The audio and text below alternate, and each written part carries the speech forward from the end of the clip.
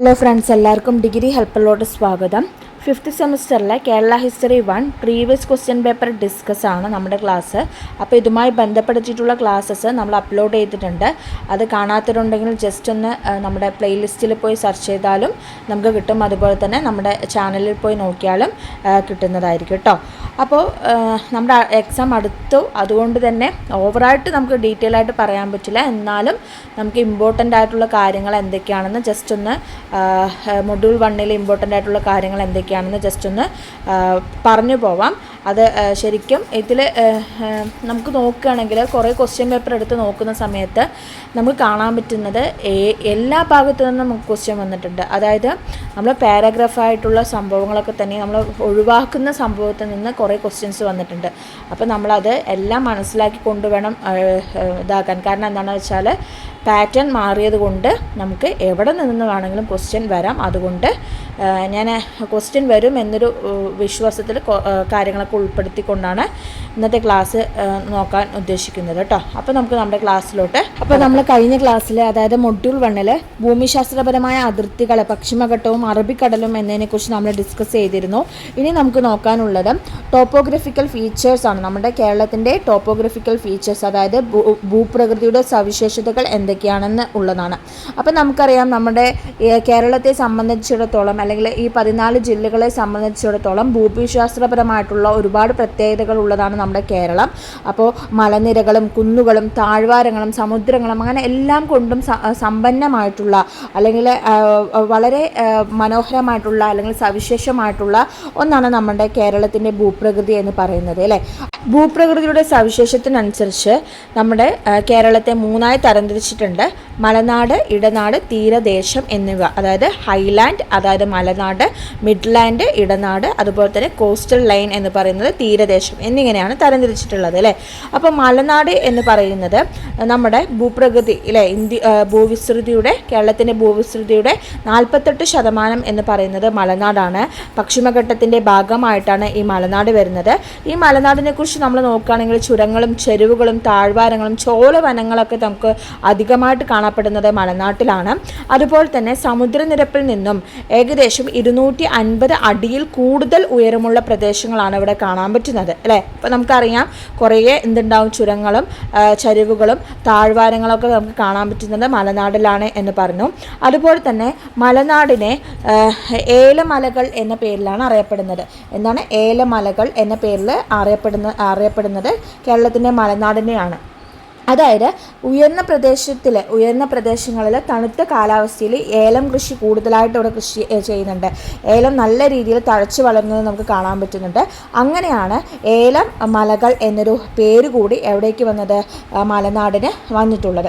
അപ്പോൾ ഇവിടെ പ്രധാനമായിട്ടും വയനാട്, ആനമല, നെല്ലിയാമ്പതി, പെരിയാർ തീരത്തെ പീഠഭൂമി, അഗസ്ത്യ കുന്നുകൾ എന്നിവയാണ് മലനാടിൻ്റെ ഉപവിഭാഗങ്ങളായിട്ട് ഉണ്ടാകുന്നത്. എന്തൊക്കെയാണ്? വയനാട്, ആനമല, നെല്ലിയാമ്പതി, പെരിയാർ തീരത്തെ പീഠഭൂമി, അഗസ്ത്യ കുന്നുകൾ എന്നിവയാണ് മലനാടിൻ്റെ ഉപവിഭാഗങ്ങൾ എന്ന് പറയുന്നത്. പിന്നെ അതുപോലെ തന്നെ ഇവിടെ പ്രധാനമായിട്ടും ഒരുപാട് കാർഷിക വിളകൾ നമുക്ക് കാണാനായിട്ട് പറ്റുന്നുണ്ട്. നാണ്യവിളകളും അതുപോലെ തന്നെ മറ്റുള്ള കാർഷിക വിളകളും നമുക്ക് കാണാൻ പറ്റുന്നുണ്ട്. എന്തൊക്കെയാണ് വിളകൾ എന്ന് പറയുന്നത് എന്ന് വെച്ചാൽ കുരുമുളക്, ഏലം, കറുവപ്പട്ട, ഗ്രാമ്പൂ തുടങ്ങിയ സുഗന്ധദ്രവ്യങ്ങളും തേയില, കാപ്പി എന്നീ നാണ്യവിളകളും ഇവിടെ കൃഷി ചെയ്യപ്പെടുന്നുണ്ട്. അതുപോലെ തന്നെ ഈ കൃഷിക്ക് ആവശ്യമായിട്ടുള്ള അതായത് തേയില, കാപ്പി, റബ്ബർ, വിവിധതരം സുഗന്ധദ്രവ്യങ്ങൾ ഇവയൊക്കെ സമൃദ്ധമാണ് എന്ന് പറഞ്ഞു. അപ്പോൾ ഇതിനൊക്കെ ആവശ്യമായിട്ടുള്ളത് നമുക്ക് നദികൾ കാണാൻ പറ്റുന്നത് ഈ മലനാടുകളിലാണ് അല്ലെങ്കിൽ മലനിരകളിലാണ്. അതായത് നമുക്ക് 44 നദികളുണ്ട്. ഈ 44 നദികളിൽ 3 ഒഴികെയുള്ള ബാക്കി എല്ലാ നദികളും ഉത്ഭവിക്കുന്നത് അല്ലെങ്കിൽ ഉറവിടം എന്ന് പറയുന്നത് ഈ മലനിരകളിൽ നിന്നാണ് എന്നും കൂടി നമുക്കുണ്ട്. അതുപോലെ തന്നെ മലനിരകളിലെ ഏറ്റവും ഉയരം കൂടിയ ഭാഗമാണ് ആനമുടി അല്ലേ. ആനമുടി എന്ന് പറയുന്നത് ഈ മലനാടിൽ നിന്നും ലഭ്യമായ സുഗന്ധദ്രവ്യങ്ങളാണ് പ്രാചീന കാലം മുതൽ വിദേശികളെ കേരളത്തിലേക്ക് ആകർഷിച്ചത് എന്നും കൂടി പറയുന്നുണ്ട്. അതുപോലെ തന്നെ ഇവിടെ നമ്മൾ പറഞ്ഞു വയനാട്, ആനമല, നെല്ലിയാമ്പതി ഇതൊക്കെ എന്താണ്, ഒരുപാട് ടൂറിസ്റ്റ് കേന്ദ്രങ്ങളായിട്ട് അല്ലെങ്കിൽ മറ്റുള്ളവരെ ആകർഷിക്കാനായിട്ടുള്ള ഒരു ഭാഗമായിട്ട് മാറിയത് കേരളത്തിൻ്റെ ഭൂപ്രകൃതിയായിട്ടുള്ള അല്ലെങ്കിൽ ഭൂപ്രകൃതിയുടെ സവിശേഷതമായിട്ടുള്ള മലനാട് തന്നെയാണ്. അപ്പോൾ ഇതാണ് ഹൈലാൻഡിനെ കുറിച്ച് നമുക്ക് ചോദിക്കാനുള്ളത്. ചിലപ്പോൾ നമുക്ക് 2 മാർക്കിന് ഹൈലാൻഡിനെ കുറിച്ച് ചോദിക്കാം, അല്ലെങ്കിൽ ഷോർട്ട് എസ്സേക്ക് നമുക്ക് ടോപ്പോഗ്രാഫിക്കൽ ഫീച്ചേഴ്സ് എന്തൊക്കെയാണെന്ന് ചോദിക്കാം. അപ്പോൾ നമ്മൾ മനസ്സിലാക്കി വെക്കുന്നത് നല്ലതായിരിക്കും. ഇനി നമുക്ക് ഇടനാട് എന്താണെന്ന് നോക്കാം. ഇടനാട് എന്ന് പറയുന്നത് കേരളത്തിൻ്റെ ഭൂവിസ്തൃതിയുടെ 42% ഇടനാട് കാണപ്പെടുന്നത്. മലനാടിനെയും തീരദേശത്തിനും അതായത് ഹൈലാൻഡിനും കോസ്റ്റൽ ലൈനിനും ഇടയിൽ സ്ഥിതി ചെയ്യുന്നതാണ് ഇടനാട് എന്ന് പറയുന്നത്. ഇവിടെ ഉയർച്ച താഴ്ചകൾ കാണാൻ പറ്റുന്നുണ്ട്. കുന്നുകളും താഴ്വാരങ്ങളും നമുക്ക് സമൃദ്ധമായി തന്നെ കാണാൻ പറ്റുന്നുണ്ട്. ഇവിടെയും കാർഷികത്തിൽ ഒട്ടും പിന്നോട്ടല്ല. അതായത് കശുവണ്ടി, നാളികേരം, അടയ്ക്ക, കരിമ്പ്, കുരുമുളക്, ഇഞ്ചി, മരച്ചീനി, മഞ്ഞൾ, വിവിധതരം പച്ചക്കറികൾ എന്നിവയൊക്കെ തന്നെയും ഇവിടെ കാർഷിക ഉൽപ്പന്നങ്ങളിൽ സമ്പന്നമായിട്ട് മുന്നോട്ട് നിൽക്കുന്ന ഭാഗങ്ങളാണ്. എന്തൊക്കെയാണ്? കശുവണ്ടി, നാളികേരം, അടയ്ക്ക, കരിമ്പ്, കുരുമുളക്, ഇഞ്ചി, മരച്ചീനി, മഞ്ഞൾ, വിവിധ തരം പച്ചക്കറികൾ എന്നിവ നമുക്ക് കാണാൻ പറ്റുന്നുണ്ട്. ഈ ഒരു ഇടനാടിനെ സംബന്ധിച്ചിടത്തോളം നമുക്ക് അവിടെ പറഞ്ഞു സുഗന്ധദ്രവ്യങ്ങളാൽ സമ്പന്നമാണ് മലനാട് എന്ന് പറഞ്ഞു. ഏലം തോട്ടങ്ങളൊക്കെ കാണാൻ പറ്റുന്നുണ്ട്. എന്നാൽ ഇടനാടിൽ നമുക്ക് കാണാൻ പറ്റുന്നത് നിറയെ തെങ്ങിൻ തോപ്പുകളാണ് കാണാൻ പറ്റുന്നത്. അതുപോലെ തന്നെ ലാറ്ററൈറ്റ് മണ്ണിനും കൂടുതലായിട്ട് കാണാൻ പറ്റുന്ന ഒരു ഭൂപ്രകൃതി കൂടിയാണ് ഇടനാട് എന്ന് പറയുന്നത്. അപ്പോൾ ഇടനാടും എന്താണ്? വ്യത്യസ്ത വിളകൾ കൃഷി ചെയ്യാൻ പറ്റുന്ന ഒരു മാതൃകാപരമായിട്ടുള്ള ഒരു പ്രദേശം കൂടിയാണ്. അതുപോലെ തന്നെ തെങ്ങിൻ തോപ്പുകളാൽ വലയം ചെയ്യപ്പെട്ടിട്ടുള്ള ഒരു ഭൂപ്രകൃതിയും ഇടതൂർന്ന വനങ്ങളും തേക്കിൻ തോട്ടങ്ങളൊക്കെ കാണാൻ പറ്റുന്ന തടാകങ്ങളൊക്കെ കാണാൻ പറ്റുന്ന ഒരു പ്രദേശമാണ് കേരളത്തിൻ്റെ ഇടനാട് എന്ന് പറയുന്നത്. ഇനി അടുത്തതാണ് നമ്മുടെ തീരദേശം, അതായത് കോസ്റ്റൽ ലൈൻ എന്ന് പറയുന്നത്. ഭൂപ്രകൃതി വിഭാഗമായ തീരദേശം എന്ന് പറയുന്നത് ഇവിടെ കായലുകളും തടാകങ്ങളും സമുദ്ര തീരങ്ങളും എന്നിവയൊക്കെ കൂടിച്ചേർന്നതാണ് തീരദേശം എന്ന് പറയുന്നത്. തെങ്ങും നെല്ലുൽപ്പന്നങ്ങളാണ് കൂടുതലായിട്ടും പ്രധാന വിളകളായിട്ടുള്ളത്. അപ്പോൾ നമുക്കറിയാം കുട്ടനാട് അല്ലേ, കുട്ടനാട് എന്ന് പറയുമ്പോൾ നമ്മളതൊരു ഒറ്റപ്പെട്ടൊരു ഭാഗമാണ് അല്ലേ. അതായത് സമുദ്രനിരപ്പിൽ നിന്നും താഴെ സ്ഥിതി ചെയ്യുന്ന കേരള തീരദേശ വിഭാഗമായ കുട്ടനാട്ടിൽ ഗണ്യമായ തോതിൽ കാർഷികോൽപാദനം നടക്കുന്നുണ്ട്. ഇന്ത്യയിൽ ഇത്തരത്തിൽ കൃഷി ചെയ്യപ്പെടുന്ന ഒറ്റപ്പെട്ട പ്രദേശമാണ് കുട്ടനാട് എന്ന് പറയുന്നത്. മനസ്സിലായോ? അപ്പോൾ എന്താണ് മത്സ്യബന്ധനവും ജലഗതാഗതവും തുറമുഖങ്ങളൊക്കെ നമുക്ക് തീരദേശത്ത് കാണാം, അല്ലെങ്കിൽ പ്രദേശത്ത് കാണാൻ പറ്റുന്നുണ്ട്. നമുക്കറിയാം കേരളത്തിൻ്റെ 9 ജില്ലകളിലാണ് തീരപ്രദേശ ജില്ലകളായിട്ട് കണക്കാക്കുന്നത്. ഏതൊക്കെയാണ്? തിരുവനന്തപുരം, കൊല്ലം, ആലപ്പുഴ, എറണാകുളം, തൃശ്ശൂർ, മലപ്പുറം, കോഴിക്കോട്, കണ്ണൂർ, കാസർഗോഡ്. ഏതൊക്കെയാണ്? തിരുവനന്തപുരം, കൊല്ലം, ആലപ്പുഴ, എറണാകുളം, തൃശ്ശൂർ, മലപ്പുറം, കോഴിക്കോട്, കണ്ണൂർ, കാസർഗോഡ്. ഈ 9 തീരപ്രദേശ ജില്ലകളും നമുക്ക് കാണാനായിട്ട് പറ്റുന്നുണ്ട്. അപ്പോൾ ഇതൊക്കെയാണ് അതിൻ്റെ സവിശേഷപരമായിട്ടുള്ള കാര്യങ്ങൾ എന്ന് പറയുന്നത്. അപ്പോൾ മലനാടായാലും ഇടനാടായാലും തീരദേശമായാലും എല്ലാം കൊണ്ടും സമ്പന്നമായിട്ടുള്ള, എല്ലാം കൊണ്ടും സമൃദ്ധമായിട്ടുള്ള സവിശേഷമായിട്ടുള്ള ഒരു ഭൂപ്രകൃതിയാണ് നമ്മുടെ കേരളത്തിനുള്ളത്. അപ്പോൾ ഇതിൽ നമുക്ക് ഭൂപ്രകൃതിയുടെ സവിശേഷതകളിൽ നമുക്ക് 2 മാർക്കിന് സെപ്പറേറ്റ് ആയിട്ട് ചോദിക്കാം, അതുപോലെ തന്നെ അല്ലെങ്കിൽ 5 മാർക്കിന് ചോദിക്കാം. അപ്പോൾ അത് ഒന്ന് മനസ്സിലാക്കി വെക്കാം. നമുക്ക് ജസ്റ്റ് ഒന്ന് മനസ്സിലാക്കാനുള്ള കാര്യങ്ങളേ ഉള്ളൂ, അതൊന്ന് മനസ്സിലാക്കി വെക്കാം. ഇനി അടുത്ത ടോപ്പിക് എന്ന് പറയുന്നത് ചുരങ്ങൾ, അതായത് പാസസ് അല്ലെങ്കിൽ റിവേഴ്സ് എന്തൊക്കെയാണെന്ന് നമുക്ക് നോക്കാം. ചുരങ്ങൾ അതായത് പാസസ് എന്ന് പറയുന്നത് 2 അതിലധികമോ വ്യത്യസ്ത പ്രദേശങ്ങളെ പരസ്പരം ബന്ധിപ്പിക്കുന്നതാണ് ചുരങ്ങൾ, അല്ലെങ്കിൽ 2 മലനിരകൾക്കിടയിലുള്ള വിടവുകളെയാണ് ചുരങ്ങൾ എന്ന് പറയുന്നത്.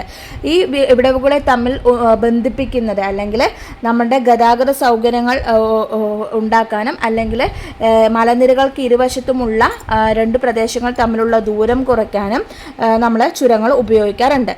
അപ്പോൾ ഈ ചുരങ്ങൾ എന്ന് പറയുന്നത് പണ്ട് കാലത്ത് മുതൽ തന്നെ അല്ലേ, 18-ാം നൂറ്റാണ്ടിന് മുമ്പ് തന്നെ കേരളത്തിലേക്ക് ഒരുപാട് പേര് ആക്രമണത്തിലൂടെയും അല്ലെങ്കിൽ ബ്രാഹ്മണരൊക്കെ വന്നത് തന്നെ നമുക്ക് അറിയാൻ പറ്റുന്നത് ഈ ചുരങ്ങളിലൂടെയാണ് എന്ന് നമുക്ക് മനസ്സിലാക്കാൻ പറ്റും.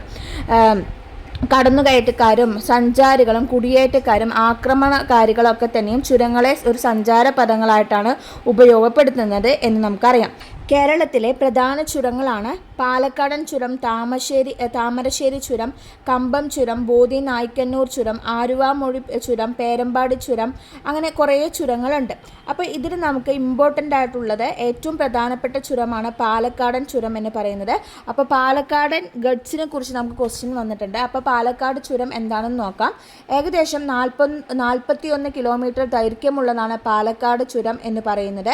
കേരളത്തെയും തമിഴ്നാടിനെയും ബന്ധിപ്പിക്കുന്ന ചുരമാണിത്.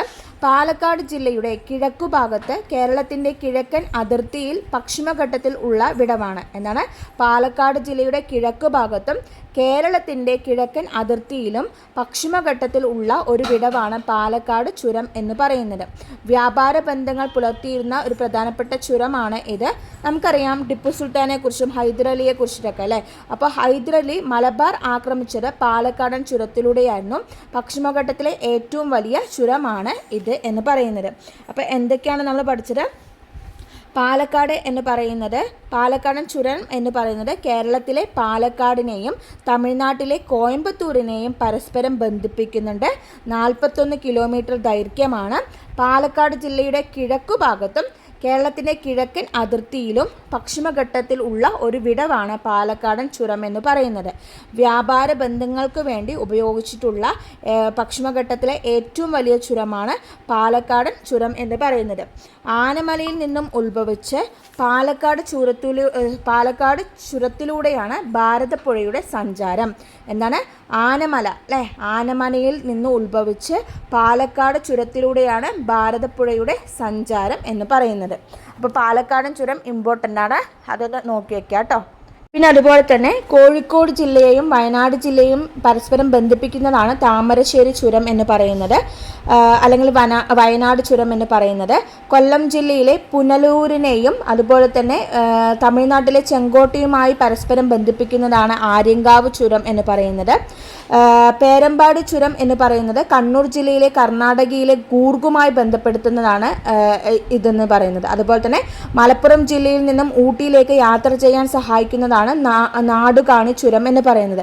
അപ്പോൾ വ്യത്യസ്ത തരത്തിലുള്ള ചുരങ്ങളുണ്ട്. ഈ ചുരങ്ങൾ എന്ന് പറയുന്നത് എന്താണ്? ഇരു പ്രദേശങ്ങളെ അല്ലെങ്കിൽ പ്രദേശങ്ങളെ തമ്മിൽ ബന്ധിപ്പിക്കുന്നത് അല്ലെങ്കിൽ മലനിരകളിലെ ഒരു വിടവാണ് ചുരം. അതെന്താണ്? സഞ്ചാരപഥത്തെയും അതുപോലെ തന്നെ എന്താണ് യാത്രകൾ സുഗമമാക്കാൻ നമ്മൾ ഉപയോഗിക്കുന്നതാണ് ചുരങ്ങൾ എന്ന് പറയുന്നത്. ഇതിൽ ഇമ്പോർട്ടൻ്റ് ആയിട്ട് നമുക്ക് പാലക്കാടൻ ചുരങ്ങളാണ് കൂടുതലായിട്ടും വന്നിട്ടുള്ളത്. ഈ ചുരങ്ങൾ പൊതുവെ വ്യാപാരം, കുടിയേറ്റം, സഞ്ചാരം തുടങ്ങിയവയെ ത്വരിതപ്പെടുത്തുകയും സുഗമമാക്കുകയും ചെയ്യുന്നു. മലനിരകൾ വേർതിരിച്ചു നിർത്തുന്ന ജനപദങ്ങളെയും സംസ്കാരങ്ങളെയും പരസ്പരം ബന്ധപ്പെടുത്തുന്നത് എന്നാണ് ഈ ചുരങ്ങളിലൂടെയാണ്. അപ്പോൾ ചുരങ്ങൾ എന്ന് പറയുന്നത് നമ്മുടെ ഇരു പ്രദേശങ്ങൾ തമ്മിലുള്ള സംസ്കാരങ്ങളെയും അതുപോലെ തന്നെ എന്താണ് അവിടുത്തെ ജനപദങ്ങളെയും ബന്ധിപ്പിക്കാൻ വേണ്ടി ഏറ്റവും പ്രാധാന്യം അല്ലെങ്കിൽ നിർണായക പങ്കുവഹിക്കുന്നത് എന്താണ്? ഈ ചുരങ്ങൾ തന്നെയാണ്. ചുരങ്ങൾ എന്താണ്? പ്രാചീന കാലം മുതൽക്ക് തൊട്ട് തന്നെ ചുരങ്ങളിലൂടെയുള്ള കടന്നുകയറ്റവും ആക്രമണകാരികൾ നമ്മുടെ കേരളത്തിലേക്ക് വന്നതൊക്കെ തന്നെയും ചുരങ്ങളിലൂടെയാണ് എന്നും മനസ്സിലാക്കാനുണ്ട്. അപ്പോൾ ഇതാണ് ചുരങ്ങൾ. ചുരങ്ങളിൽ ഇമ്പോർട്ടൻ്റ് പാലക്കാടൻ ഗഡ്സാണ്, മറക്കരുത്. ഇനി നമുക്ക് ഭൂപ്രദേശങ്ങളിൽ ഇമ്പോർട്ടൻ്റ് ആയിട്ടുള്ളത് ഒന്നാണ് നമ്മുടെ നദികൾ എന്ന് പറയുന്നത്. നദികൾ എന്ന് പറയുന്നത് നമുക്കറിയാം 44 നദികളുണ്ട്. അപ്പോൾ ഈ 44 നദികളും അതിൻ്റെ പോഷക നദികളും നമുക്ക് ഉണ്ട്. പശ്ചിമഘട്ടത്തിൽ നിന്നും ഉത്ഭവിച്ച സമതലങ്ങളിലൂടെ പടിഞ്ഞാറോട്ട് ഒഴുകുന്നവയും ഉണ്ട്, അതുപോലെ തന്നെ കിഴക്കോട്ട് ഒഴുകുന്നവയും ഉണ്ട് അല്ലേ. അപ്പോൾ ഇതൊക്കെ തന്നെയും എന്താണ് വേനൽക്കാലത്തും അതുപോലെ തന്നെ മൺസൂൺ മഴയൊക്കെ തന്നെയും ആശ്രയിച്ചുകൊണ്ട് മുന്നോട്ട് പോകുന്നതാണ്. അപ്പോൾ നമ്മുടെ നദികൾ എന്ന് പറയുന്നത് എന്താണ് പ്രാചീന കാലം മുതൽ തന്നെ ഗതാഗതത്തിനും ചരക്കുകൾ കൊണ്ടുപോകുന്നതിനൊക്കെ നദികൾ ഉപയോഗിച്ചിട്ടുണ്ടായിരുന്നു. ചങ്ങാടങ്ങളും വഞ്ചികളും തോണികളൊക്കെ ഉപയോഗിച്ച് വ്യാപാര ബന്ധം പുലർത്തിയിരുന്നു എന്ന് നമുക്കറിയാം. പിന്നെ അതുപോലെ തന്നെ നമ്മുടെ പെരിയാറാണ് ഏറ്റവും വലിയ നദി എന്ന് അറിയാം അല്ലേ. അപ്പോൾ എല്ലാ നദികളും നമ്മുടെ ഭൂപ്രകൃതിയുടെ പ്രാധാന്യത്തിൽ നിർണായക പങ്ക് വഹിക്കുന്നുണ്ട്. അതുപോലെ തന്നെ നമ്മുടേതായ ഉയർച്ചകൾക്ക് നദികൾ വലിയൊരു പങ്ക് വഹിച്ചിട്ടുണ്ട്. അതുപോലെ തന്നെ മറ്റൊരു ഭൂപ്രകൃതി വിഭാഗമാണ് കായലുകൾ എന്ന് പറയുന്നത്. കായലുകളിൽ പ്രധാനമായിട്ടും അണകളൊക്കെ നിർമ്മിച്ചുകൊണ്ട് എക്കൽ മണ്ണുകളൊക്കെ തന്നെ സംരക്ഷിച്ചുകൊണ്ട് വ്യത്യസ്ത തരത്തിലുള്ള കാർഷിക വിളകളൊക്കെ തന്നെ നമ്മൾ കൃഷി ചെയ്തിട്ടുണ്ട് അല്ലേ. കായലുകളിൽ നിന്ന് വരുന്ന എക്കൽ മണ്ണുകൾ അടിഞ്ഞുകൂടി അതിൽ നിന്ന് നമ്മൾ കൃഷി ചെയ്തിട്ടുണ്ട്. അതുപോലെ തന്നെ അഷ്ടമുടിക്കായൽ എന്ന് പറയുന്നത് കൊല്ലം ജില്ലയിൽ സ്ഥിതി ചെയ്യുന്നത്. ഇതെന്താണ് വളരെയധികം ജൈവ വൈവിധ്യമുള്ളതും പരിസ്ഥിതി സൗഹൃദമായിട്ടുള്ള ഒന്നാണിത് അല്ലേ. അപ്പോൾ ഇങ്ങനെ വ്യത്യസ്ത തരത്തിലുള്ള ഭൂപ്രദേശങ്ങൾ നമ്മുടെ കേരളത്തിൻ്റെ എന്താണ് സൗകര്യങ്ങൾ അല്ലെങ്കിൽ കേരളത്തിൻ്റെ സാമൂഹ്യ സാംസ്കാരിക സാമ്പത്തികപരമായിട്ടുള്ള ഉയർച്ചയ്ക്ക് പ്രധാനമായിട്ടുള്ള പങ്ക് വഹിച്ചിട്ടുണ്ട് എന്നാണ് പറയുന്നത്. അപ്പോൾ ഇത്രയും കാര്യങ്ങളാണ് ഡിസ്കസ് ചെയ്തത്. അപ്പോൾ ഈ നദികളെക്കുറിച്ചൊന്നും അങ്ങനെ ചോദിക്കില്ല, നമ്മൾ ആ ചുരങ്ങളെക്കുറിച്ചൊന്ന് നന്നായിട്ടൊന്ന് നോക്കുക കേട്ടോ. ഇനി അടുത്ത ടോപ്പിക് എന്ന് പറയുന്നത് ആദ്യകാല മനുഷ്യാധിവാസ കേന്ദ്രങ്ങളാണ്. അത് വളരെ വളരെ ഇമ്പോർട്ടൻ്റ് ആയിട്ടുള്ള ഒന്നാണ്, ഏർലി ഹ്യൂമൻ സെറ്റിൽമെൻറ്റ്സ് എന്നുള്ളത്. അത് നമുക്ക് തനിച്ചായിട്ട് ഡിസ്കസ് ചെയ്യാം കേട്ടോ.